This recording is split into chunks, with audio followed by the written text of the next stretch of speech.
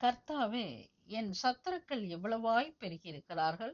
எனக்கு விரோதமாய் எழும்புகிறவர்கள் அநேகர். தேவனிடத்தில் அவனுக்கு இரட்சிப்பு இல்லையென்று என் ஆத்துமாவைக் குறித்துச் சொல்லுகிறவர்கள் அநேகராய் இருக்கிறார்கள். சேலா. ஆனாலும் கர்த்தாவே, நீர் என் கேடகமும் என் மகிமையும் என் தலையை உயர்த்துகிறவருமாய் இருக்கிறீர். நான் கர்த்தரை நோக்கி சத்தமிட்டு கூப்பிட்டேன். அவர் தமது பரிசுத்த பர்வதத்திலிருந்து எனக்கு செவி கொடுத்தார். சேலா.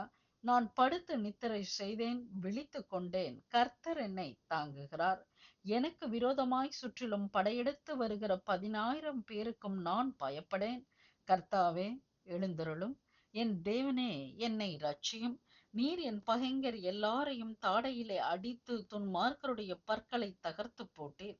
ரட்சிப்பு கர்த்தருடையது. தேவருடைய ஆசீர்வாதம் உம்முடைய ஜனத்தின் மேல் இருப்பதாக. சேலா. சங்கீதம் 3.